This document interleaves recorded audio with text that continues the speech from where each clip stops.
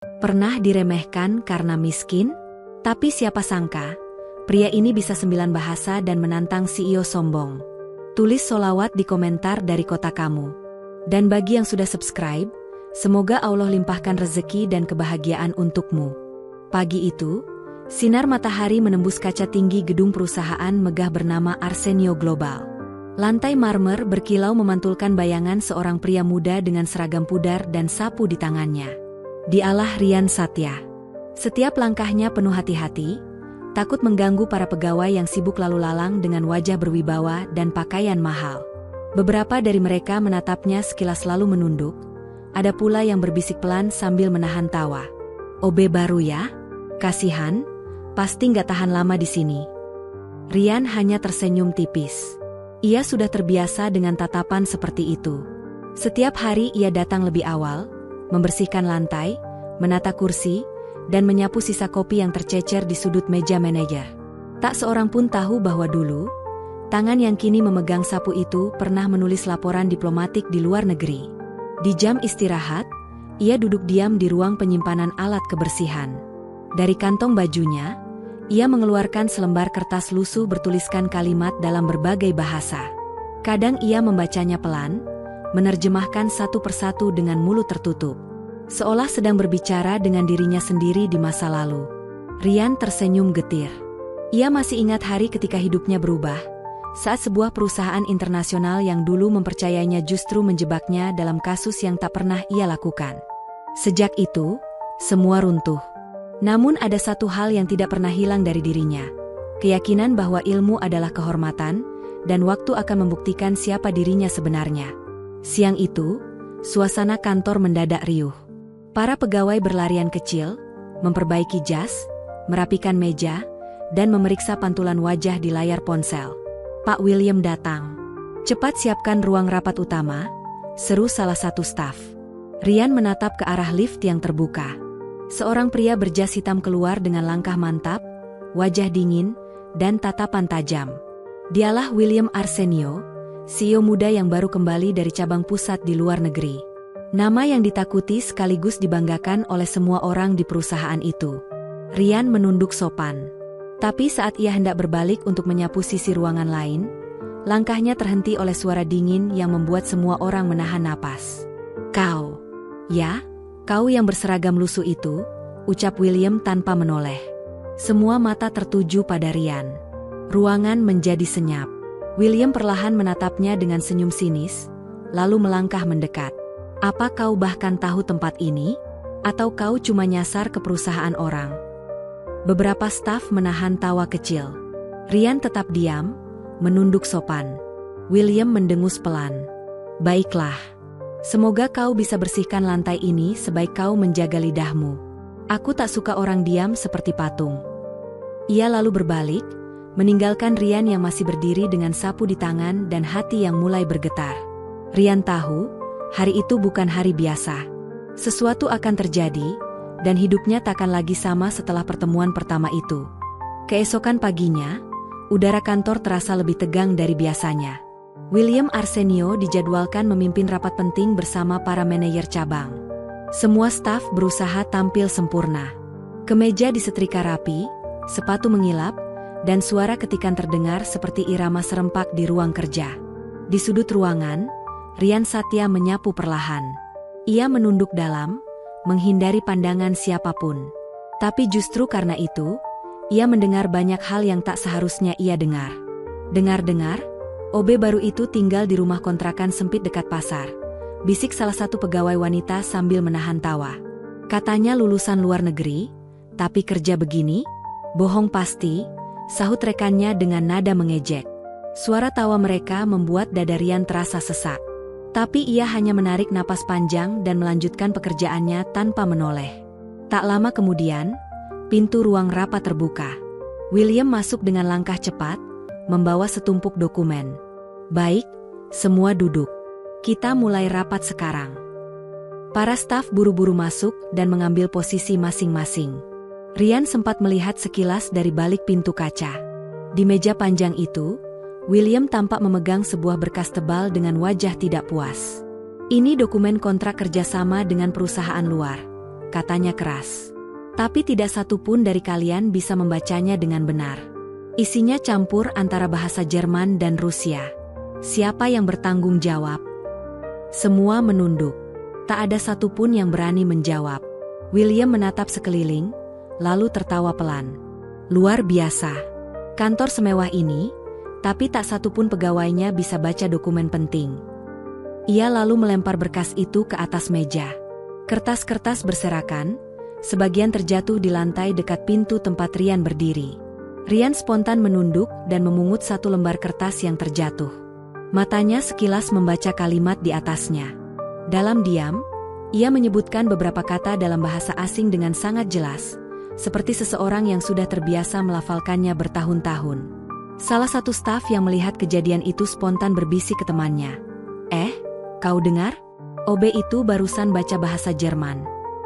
William yang mendengarnya langsung menoleh.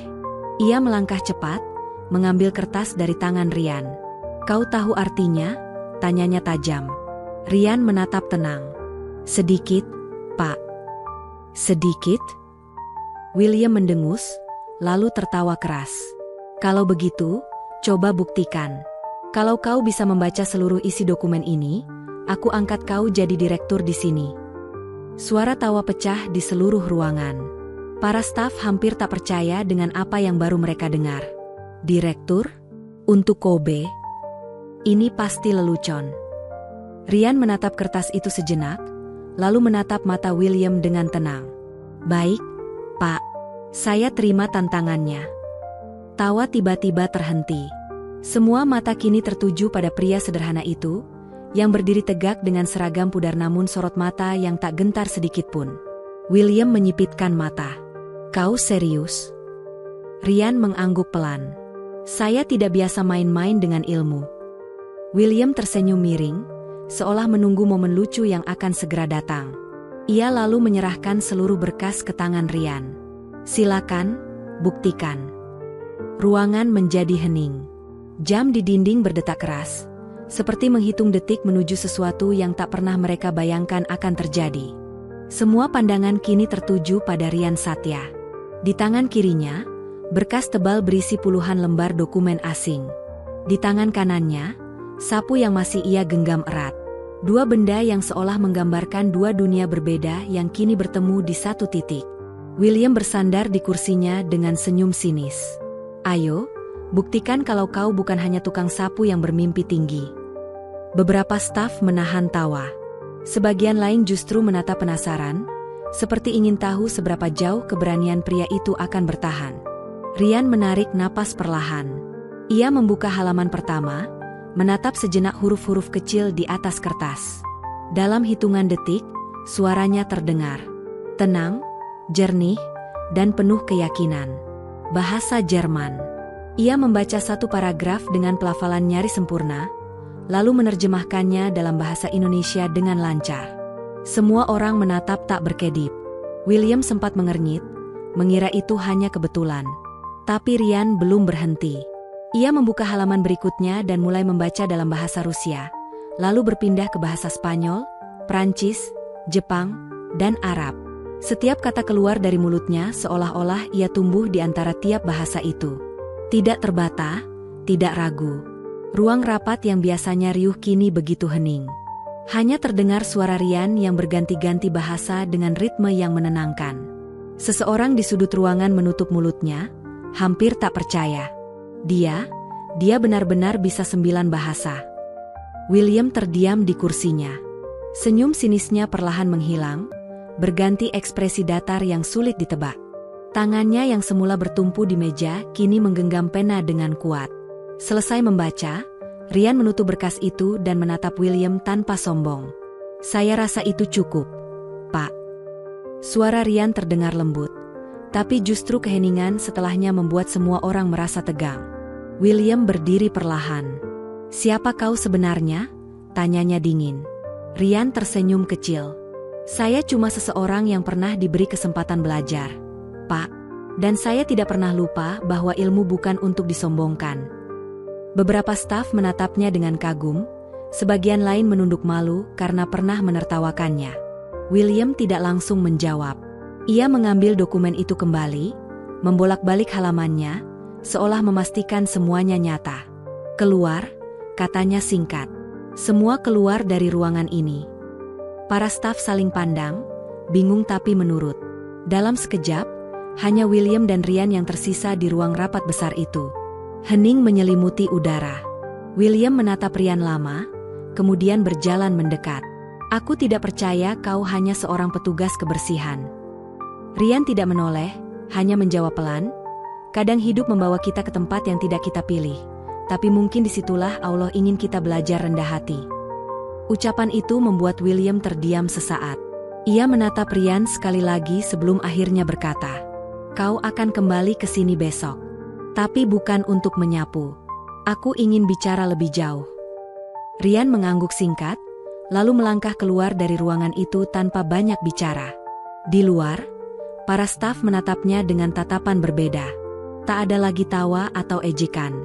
Hanya rasa heran dan kagum yang menggantung di udara.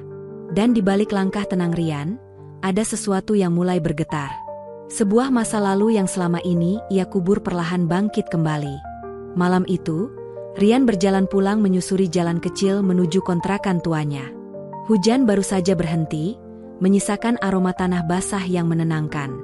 Lampu jalan berkedip redup, dan langkahnya terdengar pelan di antara genangan air. Begitu sampai di depan pintu rumah, ia membuka sepatu dengan hati-hati, lalu menatap sekeliling ruangan mungilnya. Dinding mulai mengelupas, atap bocor di satu sisi, dan di atas meja kecil ada secangkir teh yang sudah dingin. Namun di antara kesederhanaan itu, tergantung satu bingkai foto berdebu. Foto itu memperlihatkan Ryan bersama seorang pria tua berambut putih dan senyum hangat, gurunya di masa lalu. Ryan menatapnya lama, seolah berbicara lewat pandangan. "Saya belum sepenuhnya gagal, Guru. Saya hanya belum waktunya kembali." Di meja yang sama, tergeletak beberapa buku lusuh dengan judul dalam berbagai bahasa. Di halaman dalam salah satu buku, tertulis kalimat kecil dengan tulisan tangan halus. "Jika suatu hari dunia memalingkan wajah darimu, biarkan bahasa menjadi jalanmu kembali menuju kebenaran." Ryan menghela napas panjang. Ingatan masa lalunya kembali. Dulu, ia adalah penerjemah muda di sebuah lembaga internasional yang bekerja sama dengan banyak negara. Ia disegani karena kemampuannya memahami bahasa dan budaya lintas bangsa. Namun suatu hari, namanya dicoreng dalam sebuah kasus kebocoran data rahasia. Semua bukti diarahkan kepadanya, padahal Ryan tak tahu apapun. Ia dikorbankan demi menutupi kesalahan seorang pejabat tinggi. Sejak itu, karirnya hancur, reputasinya lenyap, dan ia memilih pulang ke Indonesia tanpa membawa apa-apa selain rasa kecewa. Sejak hari itu pula, ia berjanji untuk tidak lagi membanggakan dirinya di depan siapapun. Namun hari ini berbeda. Ucapan William siang tadi masih terngiang di telinganya. "Kau akan kembali ke sini besok. Tapi bukan untuk menyapu." Kata-kata itu mengguncang sesuatu yang selama ini ia kunci rapat di dalam hati. Sebuah rasa ingin membuktikan, bukan untuk sombong, tapi untuk memulihkan nama baik yang pernah diambil darinya. Di luar, hujan turun lagi. Petir menyambar jauh di langit. Ryan duduk di kursi kayu kecil, menatap kosong ke jendela yang berkabut. Dalam hati, ia berbisik lirih. "Allah, jika ini jalan MU untuk membuka kebenaran, maka kuatkan langkahku. Aku tak ingin membalas, aku hanya ingin menuntaskan." Malam itu, Ryan tidak tidur. Ia menghabiskan waktu menulis catatan lama, menerjemahkan beberapa dokumen tua, dan mengingat kembali 9 bahasa yang pernah ia kuasai. Setiap huruf yang ia baca terasa seperti doa. Di luar sana, langit mulai terang perlahan. Dan di tempat lain, William duduk di kantornya, menatap layar komputer yang menampilkan data pribadi Ryan Satya. Matanya menyipit. Di layar itu tertera satu hal yang membuatnya sulit percaya. Nama Ryan tercatat sebagai salah satu peserta aktif di proyek internasional yang dulu nyaris ia singgung sendiri dalam laporan bisnisnya. "Jadi ini dia orangnya," gumam William pelan. Di balik ketenangan Ryan, ternyata tersimpan rahasia yang jauh lebih besar dari sekadar kemampuan berbahasa. Pagi itu, gedung Arsenio Global tampak lebih ramai dari biasanya. Beberapa staf berbisik-bisik sejak Ryan muncul di lobi utama. Ada yang melirik dengan rasa kagum, Ada pula yang masih menatap sinis tapi menahan diri untuk tidak berkomentar. Rian berjalan pelan membawa map kecil di tangannya. Seragam lusuhnya kini tampak sedikit lebih rapi. Wajahnya tetap tenang, meski jantungnya berdetak lebih cepat dari biasanya. "Pak William menunggumu di ruang direktur," ucap salah satu resepsionis dengan nada hati-hati. Rian hanya mengangguk dan melangkah menaiki lift tanpa banyak bicara. Ketika pintu lift terbuka di lantai atas, suasana berbeda langsung terasa. Lantai ini lebih sunyi, dindingnya dipenuhi lukisan mahal, dan aroma kopi hitam tercium lembut. Di ujung lorong, pintu besar berwarna coklat tua berdiri dengan plakat bertuliskan William Arsenio, Chief Executive Officer. Rian mengetuk 3 kali. "Masuk," suara William terdengar dari dalam. Ruangan itu luas dan mewah. Cahaya matahari masuk lewat jendela besar yang menghadap ke kota. William duduk di kursinya dengan laptop terbuka, namun tatapannya langsung terarah pada Rian. "Kau datang tepat waktu," katanya datar. "Duduklah." Rian duduk dengan sopan di kursi seberang meja. Tak ada senyum, tak ada basa-basi. Hanya keheningan yang terasa tebal di antara mereka. William menutup laptopnya, lalu menatap lurus ke arah Rian. "Aku sudah membaca catatanmu." Rian tidak menjawab. "Kau mantan penerjemah di lembaga internasional. Bekerja di beberapa negara, termasuk Swiss, Rusia, dan Jepang. Tapi tiba-tiba menghilang dari dunia itu 5 tahun lalu. Mengapa?" Rian menatap keluar jendela. "Karena ada sesuatu yang dirampas dariku, Pak. Nama baik." William mengerutkan dahi. "Kasus kebocoran dokumen internasional?" Rian hanya mengangguk pelan. "Itu bukan perbuatanku. Tapi semua bukti sengaja diarahkan ke saya. Saya tidak punya kuasa untuk melawan waktu itu. Jadi saya memilih diam." William bersandar ke kursinya, memperhatikan setiap kata Rian.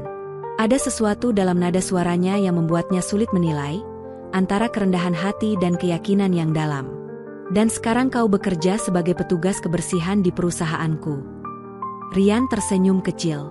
"Pekerjaan tetap pekerjaan, Pak. Saya tidak malu. Saya hanya butuh tempat untuk memulai kembali." Beberapa detik hening. Lalu William berdiri dan berjalan ke arah jendela. "Kau tahu, aku tidak suka kalah. Tapi aku menghargai orang yang berani." Ia berbalik menatap Rian. "Aku ingin menawarkan sesuatu." Rian menatapnya dengan tenang. "Aku butuh penerjemah pribadi untuk proyek ekspansi Arsenio Global ke Eropa Timur. Butuh seseorang yang bukan hanya menguasai bahasa, tapi juga paham budaya dan cara berpikir mereka. Kau cocok." Rian terdiam. Matanya sedikit membesar. Ia tak menyangka tawaran itu datang begitu cepat. William menatapnya serius. "Aku tak peduli masa lalumu. Aku hanya melihat kemampuanmu sekarang. Tapi ingat, kalau kau ulangi kesalahan sekecil apapun, aku yang pertama akan menjatuhkanmu." Rian menunduk. "Saya terima, Pak. Dengan izin Allah, saya akan bekerja sebaik mungkin." Sebuah senyum tipis muncul di sudut bibir William. "Baik. Mulai besok, kau bukan lagi petugas kebersihan." Rian berdiri dan menunduk hormat. Saat melangkah keluar dari ruangan itu, beberapa pegawai menatapnya dari jauh. Mereka tidak tahu apa yang baru saja terjadi. Tapi satu hal jelas, tatapan mereka kini berbeda. Bukan lagi kepada seorang OB, tapi kepada seseorang yang baru saja menembus batas yang tak pernah mereka bayangkan. Namun di dalam ruang direktur, William masih berdiri menatap jendela. Di layar laptopnya, masih terbuka berkas rahasia tentang proyek internasional 5 tahun lalu, proyek yang entah bagaimana, juga memiliki tanda tangan seseorang bernama Rian Satya. Hari pertama Rian sebagai penerjemah pribadi dimulai lebih awal dari yang ia bayangkan. Ia tiba sebelum matahari terbit, menyiapkan berkas terjemahan dari tim Eropa yang dikirim lewat surel malam sebelumnya. Begitu William datang, Rian sudah berdiri di depan meja besar dengan semua dokumen tertata rapi. "Cepat belajar," ucap William sambil melirik hasil terjemahan itu. Rian tersenyum singkat. "Saya sudah terbiasa dengan tempo cepat, Pak." Hari itu mereka bekerja berdampingan hampir seharian penuh. William yang biasanya dingin mulai menunjukkan sisi lain. Tenang, teliti, tapi diam-diam kagum pada kecepatan dan kecerdasan Rian. Tak jarang ia memerintahkan staf lain untuk menanyakan hal ke Rian, bukan ke dirinya. Dan itu membuat sebagian karyawan mulai gelisah, seolah posisi mereka terancam oleh orang yang dulu mereka hina. Menjelang sore, William meminta Rian tinggal lebih lama. Ada satu file yang harus kita pahami sebelum rapat dengan investor besok, katanya sambil membuka laptop. Tapi file ini aneh. Format bahasanya campuran antara dokumen legal dan istilah teknis dari proyek lama. Rian mendekat. Ia melihat sekilas dokumen itu, dan sesuatu dalam dirinya langsung bergetar. Kata-kata di layar terasa familiar, terlalu familiar. Ia mengenali struktur kalimat, tanda baca, bahkan kode internal di sudut halaman. Itu dokumen lama dari lembaga internasional tempat ia pernah bekerja. William menatap ekspresinya. "Kau mengenalnya?" Rian terdiam sejenak, lalu menjawab perlahan, "Saya pernah menerjemahkan dokumen dengan pola yang sama, Pak." William memperhatikan setiap kata. "Jadi ini bagian dari proyek yang menjatuhkanmu dulu?" Rian tidak menjawab. Ia hanya menatap layar itu lebih lama, hingga matanya berhenti pada satu baris kecil di bawah tanda tangan elektronik. Di sana tertulis inisial yang membuat napasnya tercekat. W. Arsenio. Rian menatap William, hatinya mulai berdebar. "Anda pernah terlibat dalam proyek ini?" William tidak langsung menjawab. Ia berjalan memutar meja, menatap layar itu dalam diam. "Aku baru saja menemukan dokumen itu seminggu lalu, saat memeriksa arsip mitra luar negeri. Aku juga tidak tahu kenapa namaku tertera di sana." Hening sejenak. Suara detik jam terdengar jelas di dinding. Rian menatap dalam ke arah William, mencoba membaca ketulusan di wajahnya. Namun yang ia temukan hanya kebingungan yang sulit ditebak. Apakah itu kebohongan, atau kebenaran yang tak disadari? "Aku pikir seseorang sedang memainkan kita berdua," ucap William akhirnya. "Dan jika benar, berarti semua yang terjadi 5 tahun lalu belum berakhir." Rian menatapnya tanpa berkedip. "Kalau begitu, saya ingin ikut mencari tahu." William mendekat, menatap langsung ke matanya. "Kau sadar ini bisa membuka hal-hal yang lebih besar dari sekadar reputasi pribadi?" Rian mengangguk. "Saya sudah kehilangan semuanya, Pak. Tidak ada lagi yang perlu saya takutkan." William mengangguk pelan. "Baik. Mulai hari ini, kita bekerja sama. Tapi jangan ceritakan ini pada siapapun. Tidak satu pun." Rian menatapnya yakin. "Saya mengerti." Saat Rian melangkah keluar dari ruang kerja itu, pikirannya berkecamuk. Nama William di dokumen itu bukan sekadar kebetulan. Dan jauh di lubuk hatinya, ia merasa langkahnya menuju kebenaran baru saja dimulai. Namun di ruangan lain, seseorang memperhatikan mereka dari balik kamera keamanan yang terpasang di sudut plafon. Senyum tipis muncul di wajah pria itu, lalu ia menutup layar monitornya sambil bergumam pelan. "Akhirnya kalian berdua bertemu lagi." Malam mulai turun ketika Rian meninggalkan gedung Arsenio Global. Udara dingin menusuk, dan lampu jalan memantulkan warna oranye di atas genangan air. Namun pikirannya masih berputar di sekitar satu hal, inisial di dokumen itu. W. Arsenio. Nama itu bukan sekadar kebetulan. Tidak mungkin. Ia ingat betul, dulu saat bekerja di lembaga internasional, proyek terakhir yang ia terjemahkan berkaitan dengan kontrak energi lintas negara, proyek yang tiba-tiba dihentikan setelah kasus kebocoran data yang menjerat dirinya. Dan kini, bertahun-tahun kemudian, proyek serupa muncul lagi, kali ini di bawah nama perusahaan tempat ia bekerja. Rian tahu, ada sesuatu yang besar tersembunyi di balik semua ini. Setibanya di rumah, ia menyalakan lampu redup dan membuka map kecil yang berisi catatan lamanya. Dari antara tumpukan kertas, ia menarik satu lembar usang dengan cap lembaga internasional yang samar. Di pojok bawah, tertera kode yang sama dengan yang ada di dokumen William tunjukkan tadi. "Tak mungkin," gumamnya pelan. "Berarti ini proyek yang sama." Ia memotret lembar itu dengan ponsel murahnya, lalu mengetik pesan singkat ke seseorang bernama Dr. Andra, mantan koleganya dulu. "Aku butuh bicara tentang proyek N49. Ada yang muncul kembali."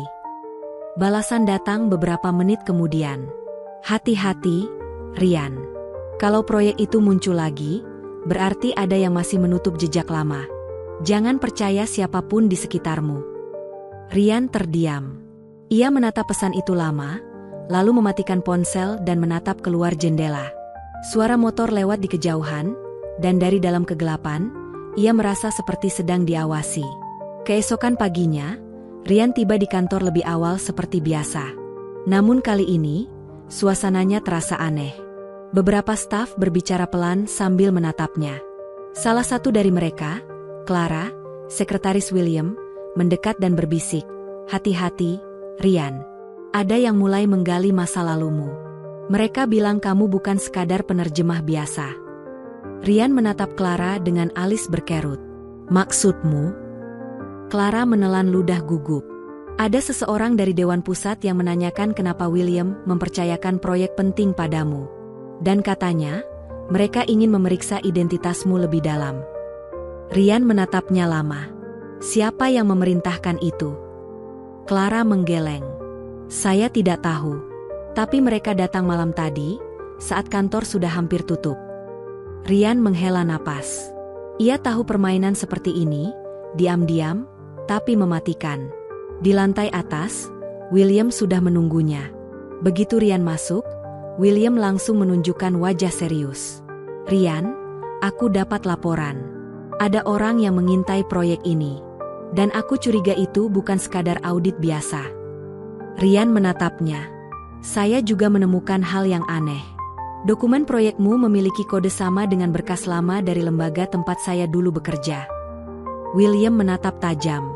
"Kau yakin?" Rian mengangguk.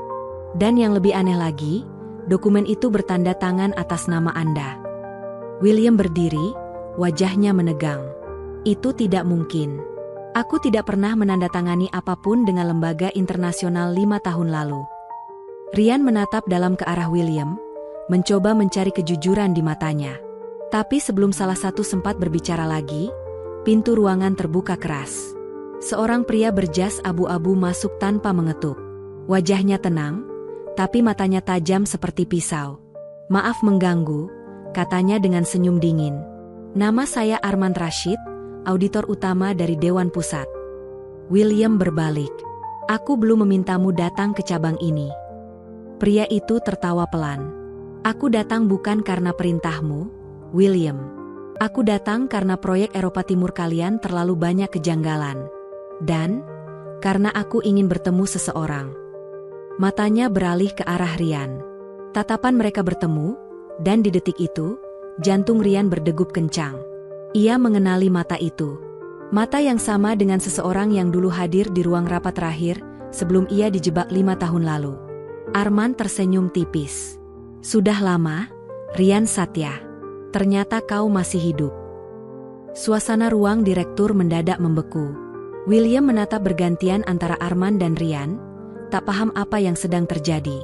Rian berdiri pelan, menatap wajah pria itu dengan tatapan tegas namun hati bergetar. "Arman Rashid," ucapnya perlahan.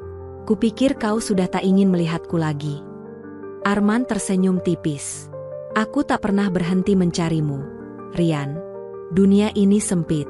Cepat atau lambat, rahasia akan terungkap." William memotong, "Tunggu dulu. Kalian saling kenal?" Rian menjawab tanpa menoleh.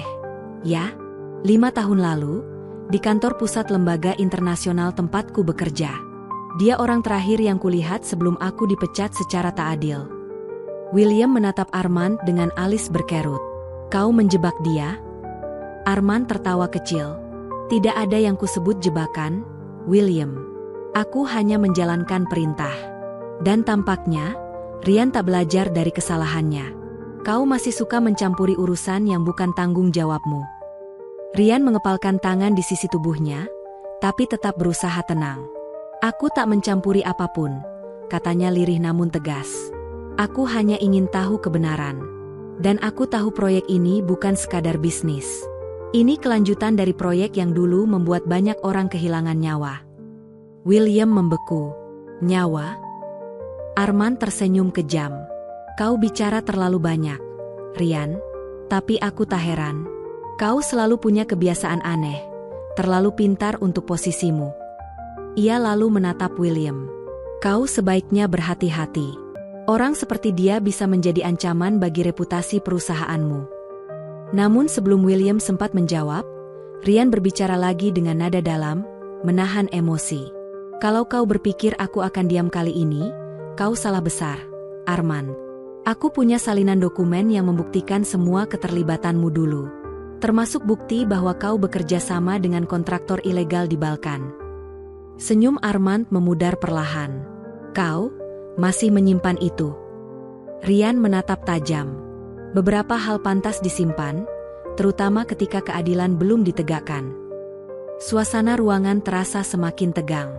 William, yang awalnya hanya pengamat, kini mulai sadar betapa rumit situasinya. Kalian bicara tentang hal besar, katanya perlahan. Kalau benar proyek ini punya kaitan dengan sesuatu yang berbahaya, aku harus tahu semuanya. Ryan menoleh ke William. Aku akan tunjukkan buktinya. Tapi tidak di sini. Armand menggeleng sambil tertawa. Terlambat. Kau pikir kau masih punya waktu, Ryan? Mereka sudah bergerak. Siapa mereka? Tanya William.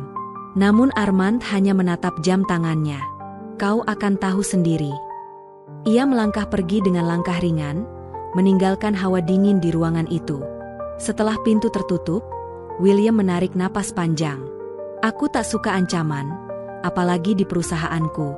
Tapi aku juga tak bisa membiarkan kebenaran disembunyikan. Ryan memandangnya dengan tatapan terima kasih. Aku akan urus ini, Pak. Tapi aku butuh waktu. Dan, mungkin perlindungan. William mengangguk. Kau akan mendapatkannya. Tapi lakukan satu hal dulu, jelaskan padaku semuanya, dari awal. Ryan menatap keluar jendela. Di luar, matahari mulai tenggelam. Bayangan kota memanjang seperti garis rahasia yang tak pernah selesai. Ia tahu, malam ini bukan lagi sekadar soal pekerjaan. Ini adalah tentang masa lalunya yang kembali untuk menuntut penyelesaian. Dengan suara pelan, ia berkata, 5 tahun lalu, aku bukan hanya penerjemah biasa. Aku penerjemah rahasia proyek yang disebut N49. Dan Armand adalah orang yang menghilangkan semua bukti tentang siapa sebenarnya di balik proyek itu. William menatapnya dalam. Dan sekarang proyek itu ada di tanganku. Ryan mengangguk pelan. Ya, Pak. Dan kita berdua sedang berada di tengah badai yang sama. Malam itu, di ruang kerja kecilnya yang penuh kertas dan peta dunia yang pudar di dinding, Ryan menyalakan laptop lamanya. Cahaya biru layar menyinari wajahnya yang tegang. Di meja, secangkir kopi hitam sudah dingin, tak tersentuh. Ia tahu, waktu tidak banyak. Jika Armand benar, berarti ada pihak kuat yang sedang bergerak untuk membungkamnya lagi. Satu persatu, Ryan membuka file yang dulu ia simpan dalam drive terenkripsi. File yang ia selamatkan diam-diam sebelum sistem di lembaga internasional itu dihapus bersih. Di layar, muncul data proyek N49, peta jalur distribusi energi dari Eropa Timur menuju Asia Tenggara. Tapi di bawahnya, tertera catatan yang membuat bulu kuduknya berdiri. Kontrak dimodifikasi oleh pihak ketiga tanpa izin. Kode otorisasi, W. Arsenio. Ia menatap nama itu lama.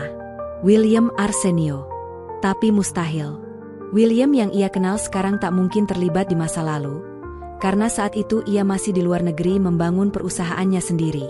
Artinya, ada seseorang yang menggunakan nama William sebagai kedok. Ryan menyalakan lampu meja, membuka peta, dan mencocokkan titik-titik merah di jalur distribusi. Semua mengarah ke satu lokasi, Pelabuhan Beringa, tempat kapal-kapal internasional keluar masuk tanpa pengawasan penuh. Ia tahu, disitulah semuanya dimulai. Dan mungkin, disitulah pula semuanya bisa diakhiri. Tiba-tiba terdengar ketukan pelan di pintu.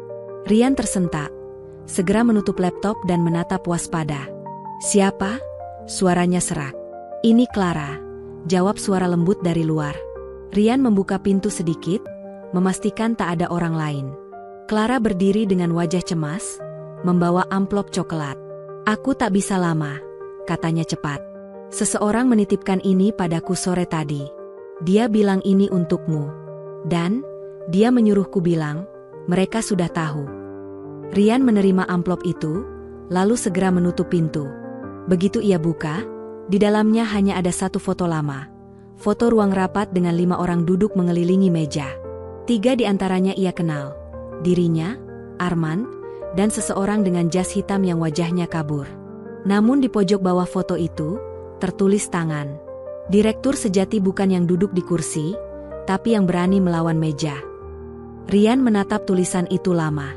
Ia tahu persis siapa yang menulis kalimat itu. Dr. Andra. Satu-satunya orang yang dulu memperingatkannya sebelum semua kehancuran terjadi. Ia langsung menyalakan ponsel dan mencoba menghubungi nomor lama Andra. Tapi hanya suara hening yang terdengar, sebelum akhirnya sambungan terputus. Beberapa detik kemudian, pesan baru masuk. Jangan cari aku. Mereka mengawasimu. Pergi ke pelabuhan sebelum tengah malam. Jangan bawa siapapun. Dan bawa dokumen itu. Rian menatap jam dinding. Pukul 22.14. Ia tahu risiko besar menunggunya, tapi ini satu-satunya jalan. Ia mengenakan jaket hitam, memasukkan flash disk dan foto itu ke saku dalam, lalu keluar dari rumah dengan langkah cepat. Namun begitu ia menutup pintu, dari seberang jalan, sebuah mobil hitam berhenti perlahan. Dari dalamnya, seorang pria mengenakan earphone berbicara pelan. Target bergerak. Arah utara, menuju Beringa. Lampu mobil menyala redup. Mesin berderum. Mobil itu mulai mengikuti dalam diam. Di sisi lain kota, di ruang kerjanya yang remang, William menerima panggilan dari nomor tak dikenal. William Arsenio, suara berat terdengar di ujung sana. Ya, siapa ini? Rian Satya dalam bahaya. Jika kau ingin tahu kebenaran tentang proyekmu, kau harus ikut ke pelabuhan Beringa malam ini. Tapi datanglah sendirian. Sambungan terputus. William menatap layar ponselnya lama, lalu berdiri. Rian, apa yang sebenarnya sedang kau sembunyikan dariku? Gumamnya. Ia mengambil kunci mobil dan melangkah keluar. Di kejauhan, awan hitam menutupi bulan. Dan malam itu, kota terasa seperti menahan napas. Seolah tahu, sesuatu besar akan terjadi sebelum fajar datang. Angin laut bertiup kencang malam itu. Udara asin bercampur dengan bau solar yang menusuk. Lampu-lampu pelabuhan memantulkan cahaya pucat di atas permukaan air yang bergelombang pelan. Suara rantai jangkar dan gemertak kontainer bergema di kejauhan. Rian tiba di tepi dermaga dengan langkah hati-hati. Jaket hitamnya basah karena gerimis tipis yang turun sejak ia keluar dari rumah. Ia menatap sekeliling. Sepi. Hanya beberapa kapal besar berlabuh dan bayangan pekerja malam yang berjalan tanpa menoleh. Ia memeriksa jam tangan. Hampir pukul 11. Andra memintanya datang sebelum tengah malam. Tapi di mana dia? Tiba-tiba terdengar suara langkah di belakang. Rian menoleh cepat. Sosok tinggi dengan topi panjang berjalan mendekat pelan. Wajahnya setengah tertutup bayangan. Rian Satya. Suaranya dalam, tenang, tapi terdengar akrab. Kau datang juga. Rian menatap tajam. Andra? Pria itu mengangguk pelan, lalu menatap ke arah kapal besar yang bersandar tak jauh. Kau masih sama seperti dulu. Tak pernah tahu kapan harus berhenti mencari kebenaran. Rian mendekat satu langkah. Kau yang menulis pesan itu, kan? Tentang pelabuhan. Andra mengangguk. Mereka berencana memindahkan seluruh dokumen proyek N49 malam ini. Setelah itu, semua jejak akan lenyap lagi. Kita tak punya waktu banyak. Rian menarik napas dalam. Siapa mereka sebenarnya? Andra menatapnya dengan mata letih. Orang-orang yang kau kira duduk di atas meja kekuasaan. Tapi mereka hanya bayangan dari seseorang yang lebih tinggi lagi. Nama yang selalu disembunyikan di setiap kontrak. Rian mengerutkan kening. Kau tahu siapa? Andra menatap ke arah menara kapal. Aku tahu, tapi mendekatinya sama saja bunuh diri. Ia lalu membuka map kecil dan menyerahkan selembar foto. Ini wajahnya. Orang yang menandatangani ulang proyek atas nama William Arsenio. Rian menatap foto itu. Tangannya gemetar. Wajah di foto itu bukan orang asing. Itu Arman Rashid. Sebelum Rian sempat bicara, suara klakson panjang menggema. Dari arah lain, 2 mobil hitam meluncur cepat ke pelabuhan. Lampu sorot menembus kabut, menyilaukan mata. Andra segera menarik Rian ke balik kontainer. Mereka datang lebih cepat dari yang kukira. 3 pria keluar dari mobil pertama, bersenjata lengkap, dengan jas gelap dan alat komunikasi di telinga. "Cari mereka," teriak salah satu. "Jangan biarkan dokumen itu keluar dari pelabuhan." Rian menatap Andra. "Mereka mau menghapus bukti ini." Andra mengangguk cepat. "Ya, termasuk kita berdua." Tiba-tiba terdengar suara mesin lain mendekat. Rian melongok dari balik kontainer. Sebuah mobil putih berhenti di ujung dermaga. Dari dalamnya, keluar seseorang yang ia kenal. William Arsenio. Rian hampir tak percaya. "Pak William." Andra menatap heran. "Dia ikut?" William berlari mendekat, wajahnya tegang. "Aku dapat pesan dari seseorang," katanya Rian dalam bahaya. Namun langkahnya terhenti ketika lampu sorot menyorot wajahnya. Salah satu pria bersenjata berteriak, "Target sekunder muncul. Tangkap dia juga." Peluru pertama menyalak, menghantam peti kayu di dekat William. Suara pecahan kayu dan percikan logam menggema. Andra menarik Rian berlari di antara tumpukan kontainer, sementara William berlindung di balik truk kargo. "Kesini," teriak Rian, memberi isyarat. Mereka bertiga berlari menembus lorong sempit antara peti-peti kontainer. Suara langkah para pengejar makin dekat. Andra mengeluarkan kartu identitas dari saku dan menempelkannya ke panel logam di dinding kapal besar. Sebuah pintu terbuka otomatis. "Mereka tak tahu jalur ini," kata Andra cepat. "Masuklah. Ini akses teknis lama yang masih tersambung ke ruang server kapal." Mereka masuk dan menutup pintu tepat sebelum peluru lain menghantam dinding besi. Di dalam ruangan gelap itu, hanya ada bunyi dengung mesin dan lampu indikator merah yang berkedip pelan. Rian menatap Andra dan William bergantian. "Sekarang katakan padaku," ujarnya lirih. "Apa yang sebenarnya disembunyikan proyek N49? Andra menatap layar komputer di depannya. "Proyek ini bukan sekadar kontrak energi. Ini proyek yang bisa mengontrol sistem data internasional. Siapapun yang memilikinya bisa menentukan arah ekonomi dunia." William menatap kosong. "Jadi, semua ini tentang kekuasaan?" Andra mengangguk. "Dan mereka akan menyingkirkan siapapun yang tahu terlalu banyak." Rian menatap layar menyala di depannya.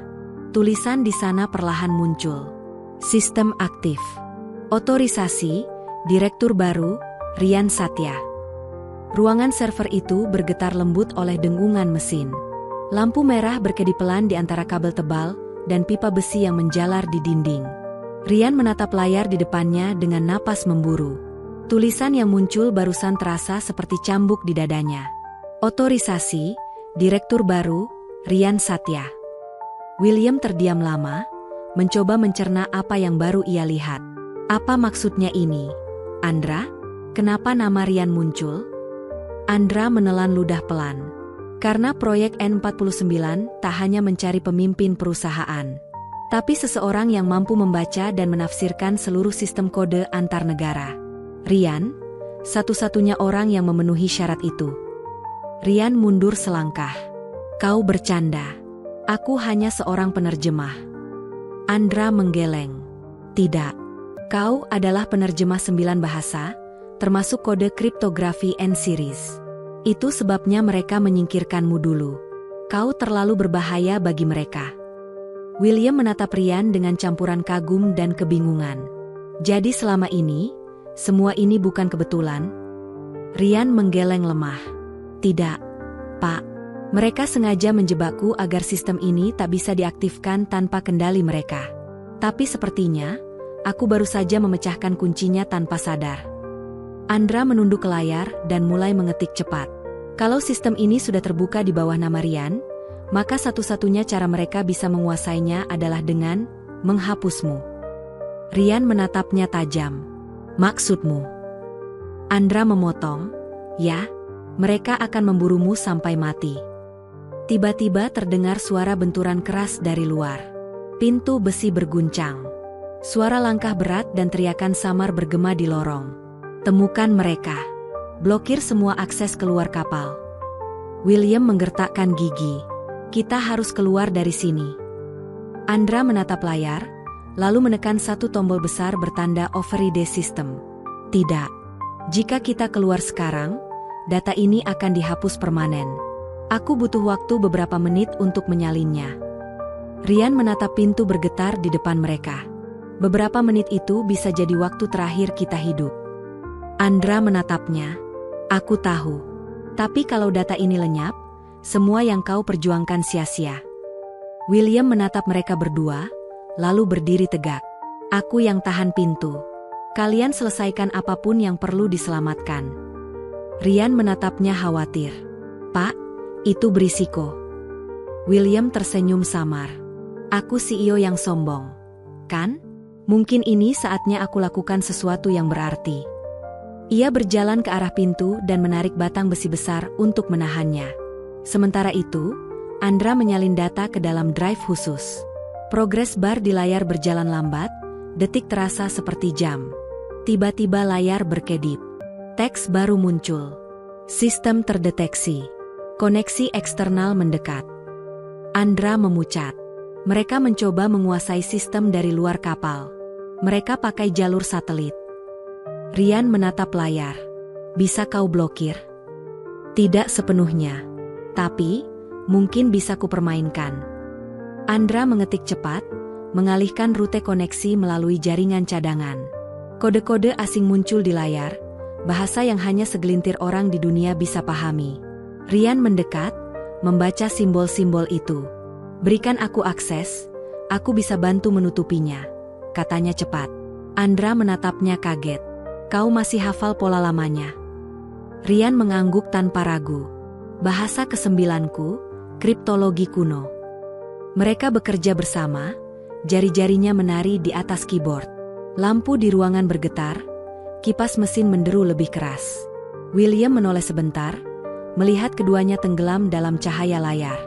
Ia tersenyum tipis. Kau memang bukan penerjemah biasa, Ryan. Progres bar mencapai 100%. Andra segera mencabut drive dan menyerahkannya ke Ryan. Ini semua data yang tersisa. Jika mereka berhasil menembus sistem, ini satu-satunya salinan yang tak bisa mereka hapus. Ryan menggenggam drive itu erat. Sekarang apa? Andra menatapnya serius. Sekarang, kau harus pergi. Pintu tiba-tiba jebol. Suara peluru memantul di dinding besi. William mendorong mereka menuju pintu belakang ruang server. Cepat, aku tahan mereka di sini.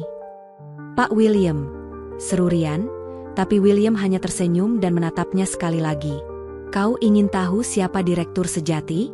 Orang yang tetap berdiri saat semua meja sudah runtuh. Sekarang pergi. Andra menarik Ryan ke lorong sempit. Asap memenuhi ruangan, suara tembakan tak berhenti. Mereka berlari di antara bayangan kapal yang bergoyang lembut di dermaga. Dari jauh, suara sirene mulai terdengar. Di ujung lorong, mereka keluar ke udara malam yang dingin. Andra menatap Ryan sambil terengah. Jaga drive itu. Dunia akan tahu kebenarannya, tapi bukan malam ini. Ryan menatapnya. Bagaimana denganmu? Andra tersenyum samar. Aku punya urusan yang belum selesai. Ia berbalik dan berlari kembali ke kapal yang mulai diselimuti asap. Ryan berdiri di tepi dermaga, menggenggam drive dengan tangan gemetar, sementara kilat menyambar di langit. Dari kejauhan, kapal besar itu meledak perlahan, menciptakan gelombang kecil yang menghantam kakinya. Ia menatap kobaran api yang memantul di matanya. Malam itu, tanpa ia sadari, dunia baru saja menobatkannya sebagai direktur bayangan dari sistem yang tak boleh ada. Ledakan di pelabuhan Beringa mengguncang langit malam. Suara sirene pemadam meraung, bercampur dengan teriakan para pekerja yang berlari panik. Asap hitam mengepul tinggi, menelan cahaya bulan yang sempat menerangi dermaga.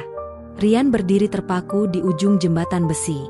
Angin laut menerpa wajahnya, membawa bau besi dan bahan bakar terbakar. Kapal tempat ia dan Andra bersembunyi kini tinggal rangka yang menyala merah di tengah laut. Pak William. Andra, bisiknya lirih. Namun ia tahu, tidak ada waktu untuk berduka. Karena di balik kobaran api itu, ia baru saja menjadi satu-satunya orang yang membawa bukti hidup tentang proyek N49.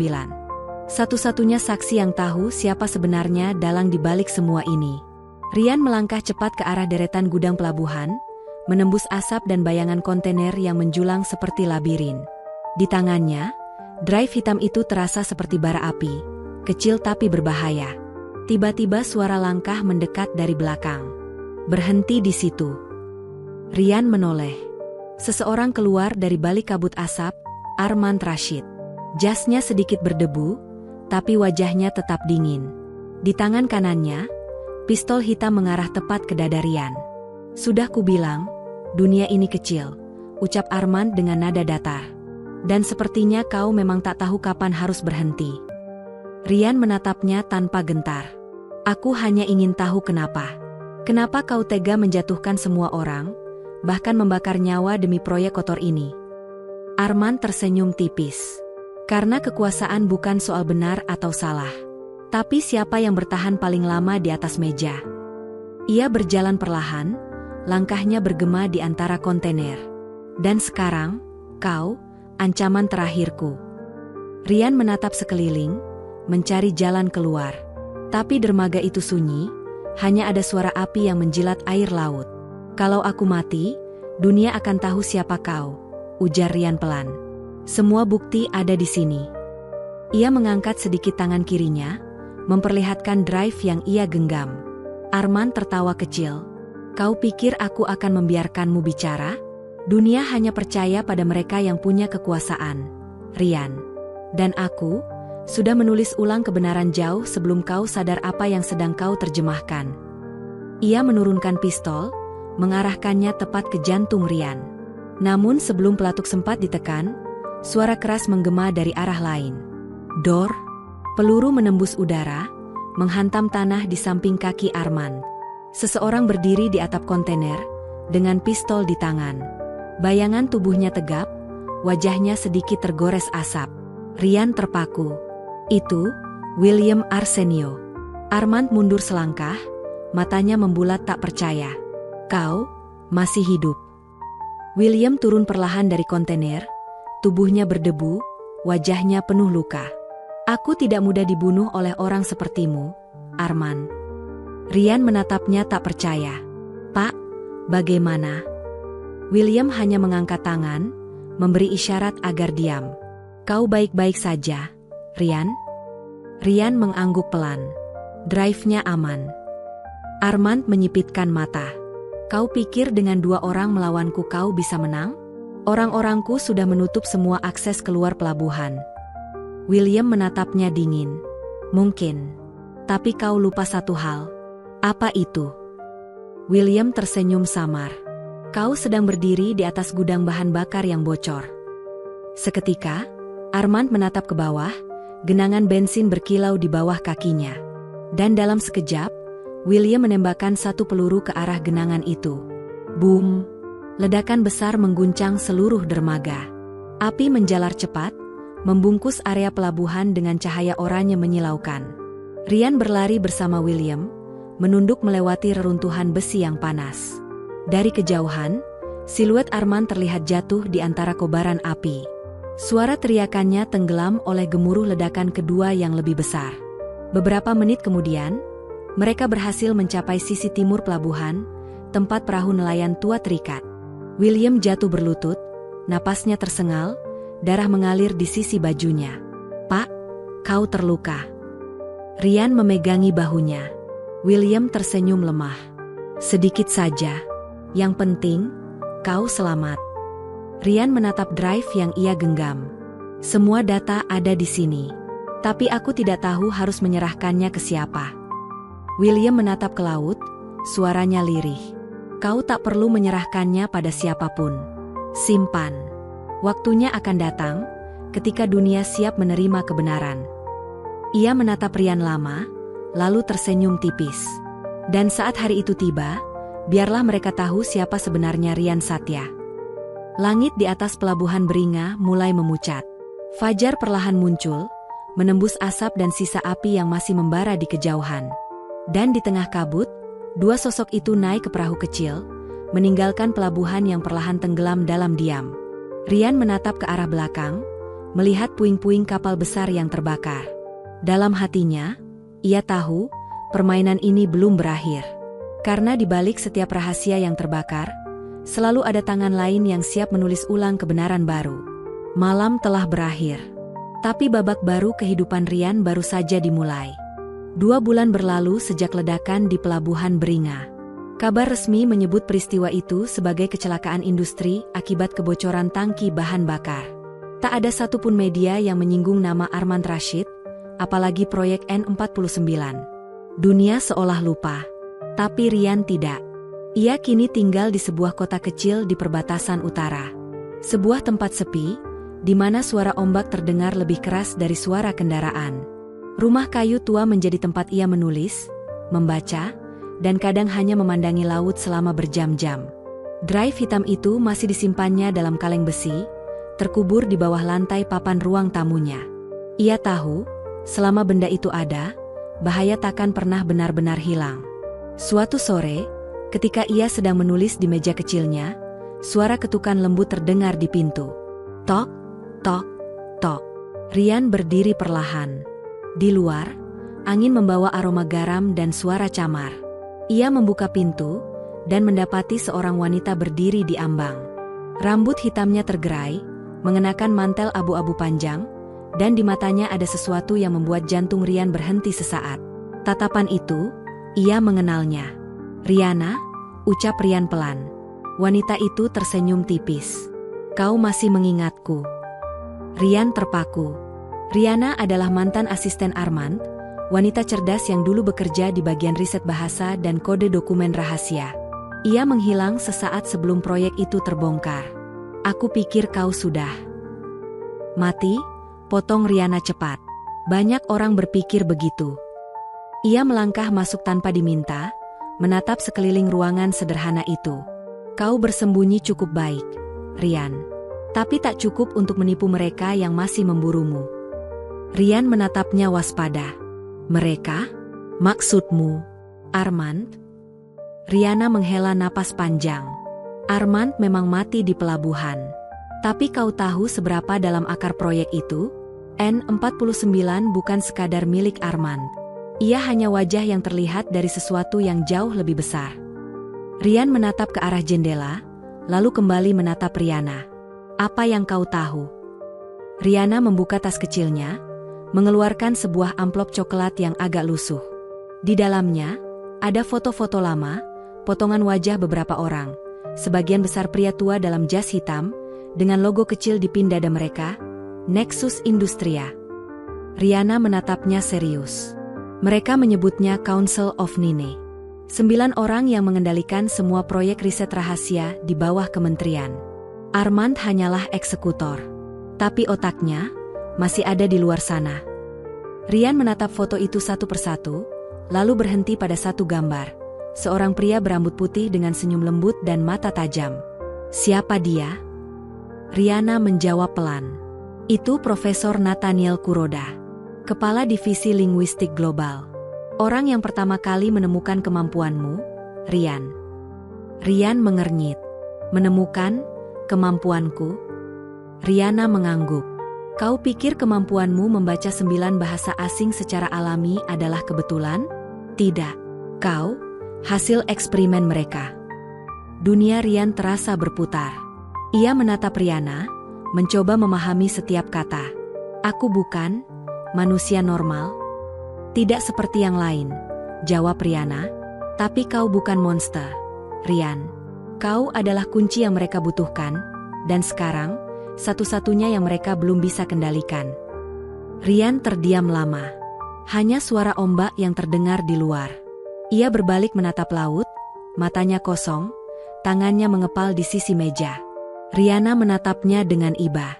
"Aku datang bukan untuk menakutimu. Aku datang karena mereka sudah mulai bergerak lagi. 2 peneliti hilang minggu lalu di Belanda. Dan salah satunya terakhir diketahui sedang menelusuri data milik Armand." Rian menatapnya dalam. "Kau ingin aku melakukan apa?" Riana mengeluarkan kartu kecil dari sakunya. Sebuah alamat dan 1 kalimat pendek tertera di sana. "Lisbon, Museum de Historia. Di sana kau akan menemukan seseorang yang menunggumu," ucap Riana lirih. "Seseorang yang tahu bagian dari dirimu yang belum pernah kau lihat." Rian menatap kartu itu lama. Lalu perlahan ia mengangguk. Baik, aku akan pergi. Riana menatapnya dalam-dalam. Kau yakin? Jika kau pergi, tak akan ada jalan kembali. Rian menarik napas panjang. Jika kebenaran tentang siapa aku bisa menghentikan mereka, maka aku tak butuh jalan kembali. Riana tersenyum samar, lalu melangkah ke pintu. Sebelum pergi, ia menatap Rian sekali lagi dan berkata, "Jangan percaya siapapun di sana, termasuk aku, jika kita bertemu lagi." Pintu tertutup perlahan. Rian menatap kartu kecil itu, lalu menatap laut di kejauhan. Angin membawa aroma asin, dan matahari mulai tenggelam, mewarnai langit jingga. Di dadanya, sesuatu mulai tumbuh, bukan ketakutan, tapi tekad baru. Karena kini ia tahu, pertempuran sesungguhnya baru akan dimulai. Langit Lisbon sore itu dipenuhi awan kelabu yang bergulung pelan di atas bangunan tua berwarna pastel. Rian berdiri di depan Museum de Historia, mengenakan mantel coklat dan topi hitam untuk menutupi wajahnya. Orang-orang berlalu lalang tanpa memperhatikannya. Tapi di matanya, setiap bayangan yang bergerak terasa seperti ancaman. Ia sudah berada di kota itu selama 3 hari, memantau dari jauh sebelum akhirnya memutuskan masuk hari ini. Di dalam saku mantelnya, ada kartu kecil pemberian Riana, yang mulai lusuh karena sering digenggam. Di belakang kartu itu, ia menemukan goresan samar yang baru disadari semalam. Tulisan kecil itu berbunyi, "Cari simbol ular di bawah cahaya jam 12. Rian melangkah masuk ke museum. Ruangan besar dengan langit-langit tinggi menyambutnya. Aroma buku tua dan marmer lembab bercampur dengan suara langkah sepatu para pengunjung. Ia menyusuri lorong panjang berisi patung dan artefak, lalu berhenti di sebuah aula besar bertema sejarah Romawi. Di tengah aula berdiri patung marmer besar berbentuk pria memegang tongkat dengan ular melingkar di sekelilingnya. Rian menatap jam tangannya. Tepat pukul 12 siang. Dari celah jendela kaca tinggi, cahaya matahari masuk membentuk garis lurus ke arah lantai di bawah patung. Dan di sana, samar-samar tampak lambang ular yang terukir di ubin, tertutup debu. Rian menunduk dan menyentuh ukiran itu. Ada sesuatu di bawahnya, seperti tombol kecil. Ia menekan perlahan. Tiba-tiba terdengar suara mekanik halus. Ubin itu bergeser, menyingkap celah kecil di lantai. Di dalamnya terdapat sebuah gulungan kertas tua, dililit tali merah. Namun sebelum ia sempat mengambilnya, sebuah suara terdengar dari belakang. "Berhenti, jangan sentuh itu." Rian berbalik cepat. Seorang pria tua berdiri beberapa langkah darinya, berambut putih, mengenakan jas hitam dengan tongkat kayu di tangan. Sorot matanya tajam, tapi tidak mengancam. Justru penuh pengetahuan, dan sedikit rasa lelah. "Profesor Nathaniel Kuroda?" tanya Rian dengan suara bergetar. Pria itu tersenyum tipis. "Akhirnya kita bertemu, Rian Satya." Ia melangkah perlahan mendekat, setiap langkahnya bergema di lantai marmer. "Selama ini, aku menunggumu datang. Dunia ingin menyingkirkanmu, tapi mereka tidak tahu, tanpa dirimu, teka-teki ini tak akan pernah lengkap." Rian menatapnya curiga. "Teka-teki apa?" Kuroda menunjuk gulungan itu. "Itu bagian terakhir dari kode N49. Catatan bahasa kuno yang tidak bisa diterjemahkan oleh mesin, karena hanya seseorang sepertimu yang bisa membaca intinya." Rian menatap gulungan itu lama. "Kau tahu tentang kemampuanku?" Kuroda tersenyum pelan. "Kau bukan sekadar poliglot, Rian. Kau produk dari program linguistik genetik pertama. Aku, salah satu penelitinya." Suasana seolah membeku. Rian menatapnya tajam. "Jadi benar kata Riana, aku, hasil eksperimen kalian?" Kuroda menghela napas panjang. "Kau bukan eksperimen. Kau penyelamat yang gagal diselamatkan." Ia melangkah lebih dekat. "Kami mencoba menciptakan manusia dengan kapasitas bahasa lintas batas. Tapi kemampuanmu berkembang jauh di luar kendali kami. Kau bisa membaca makna tersembunyi di balik struktur kata, bukan hanya bahasanya." Rian terdiam.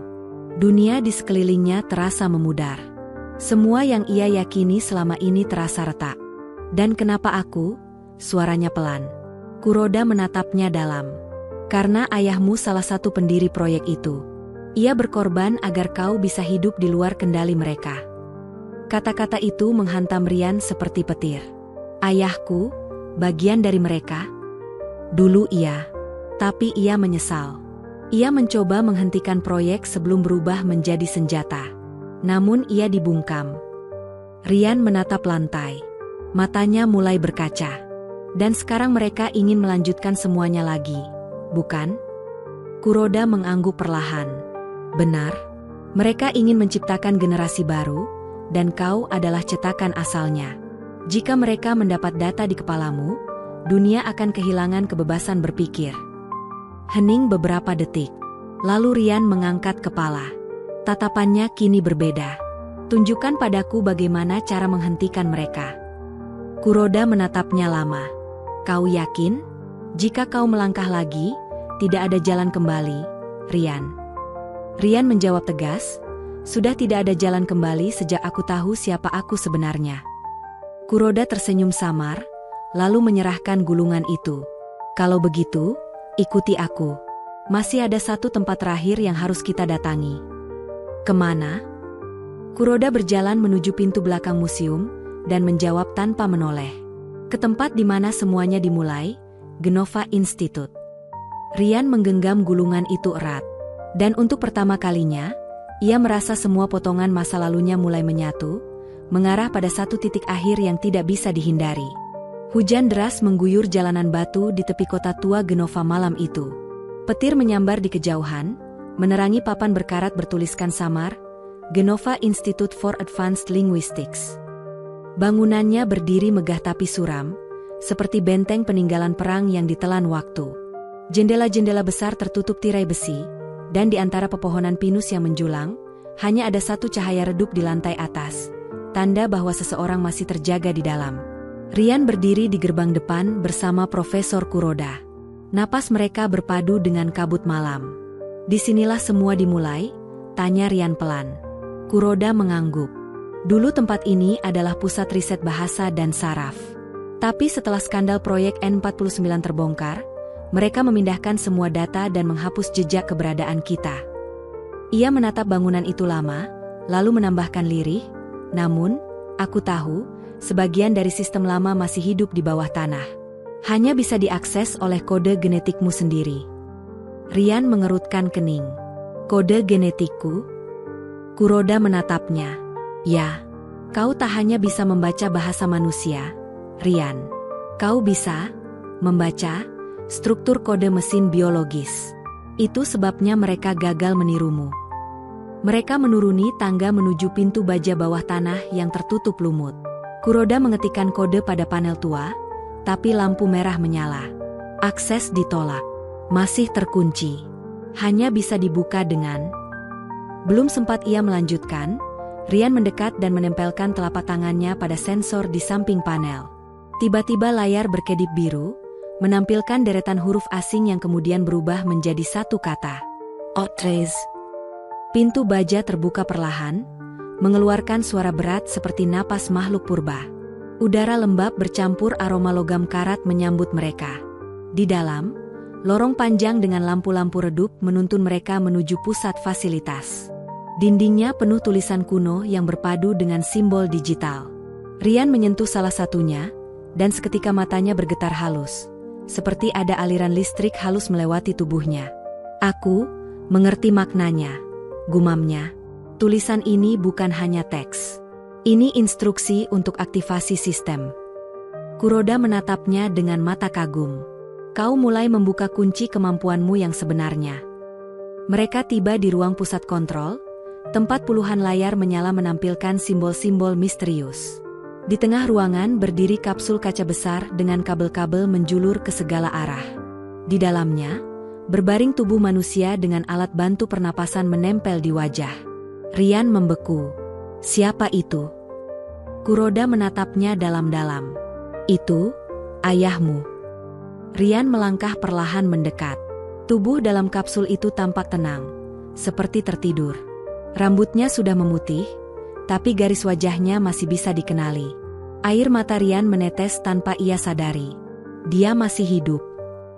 Secara biologis, ya, jawab Kuroda lirih. Ia dijaga dalam kondisi hibernasi paksa setelah mencoba menghentikan sistem. Mereka menyimpannya sebagai cadangan otoritas terakhir. Tapi, kini hanya kau yang bisa membangunkannya. Rian menatap panel di samping kapsul. Ada tulisan asing, seperti mantra bercampur kode mesin. Ia membaca dalam diam, lalu menekan satu tombol di tengah panel. Lampu ruangan mulai berkedip. Monitor-monitor menampilkan tulisan bergerak cepat, dan suara perempuan dari sistem komputer berbicara dalam bahasa asing yang hanya Rian pahami sebagian. Protokol Sigma, aktif. Kuroda tampak panik. Tidak. Itu bukan sistem hibernasi, itu sistem integrasi. Rian menoleh cepat. Apa maksudmu? Sistem itu menggabungkan data otak ayahmu dengan kode linguistik di tubuhmu. Jika prosesnya selesai, kau akan kehilangan kendali. Rian berusaha menghentikan sistem, tapi panel sudah terkunci otomatis. Lampu merah menyala di seluruh ruangan.